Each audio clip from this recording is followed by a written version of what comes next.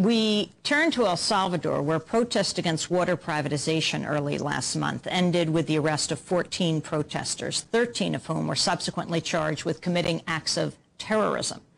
On July 2nd, hundreds of people had gathered in the Suchitoto municipality to protest President Antonio Saca's plan to decentralize water distribution.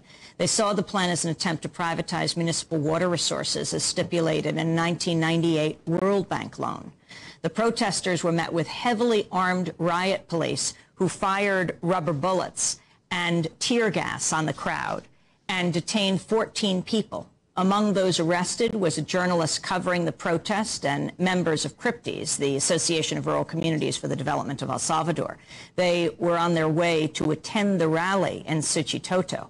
Last week, the prisoners were released on bail as a result of national and international pressure, but the charges of terrorism remain, and if found guilty, they could face up to 60 years of prison time. El Salvador's anti-terrorism law came into effect last year and is modeled on the USA Patriot Act. Human rights groups have condemned the government's response and application of this draconian law. Human Rights Watch said yesterday the law criminalizes a wide variety of acts, most of which, quote, do not fall within any reasonable definition of terrorism. Today, Krista Hansen joins us, also from Boston, to tell us more. She's the program director at CISPES, the Committee in Solidarity with the People of El Salvador. Welcome to Democracy Now!, Krista. Explain what's happening in Salvador. Well, I think that what's really important to know about that event on July 2nd in Suchitoto is that it comes from, the resistance that was happening there comes from a long history in El Salvador of, first, of this implementation of privatization. People in El Salvador know what privatization of public resources looks like. The telecommunications, electricity, other industries have been privatized, and the rates go up so much that people have no access anymore to those. And so you can't have that with water, right? So over the last couple of years, people have been out in the streets and community by community really going out, and a common protest tactic is to shut down a street and demand access to water, to demand that it not be decentralized or privatized, or that there even be water. People pay water bills right now, and water comes out 1 hour a day in their taps, or one day a week or 2 days a week. So people have been doing this for the last couple of years. What was different on July 2nd is that we're getting a lot closer to the government pushing forward this general water law that would privatize privatize the currently public water system.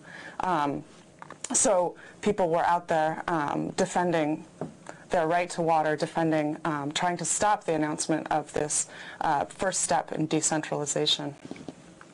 And explain the response of the state, of the police, and who the people are who have been arrested.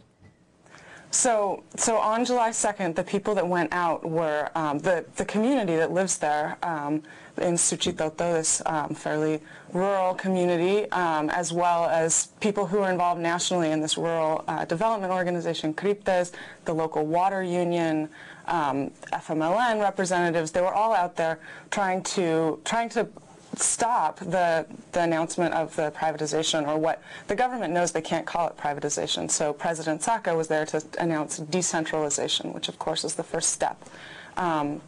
So people were protesting. They were protesting in the street, with signs saying, water is a human right.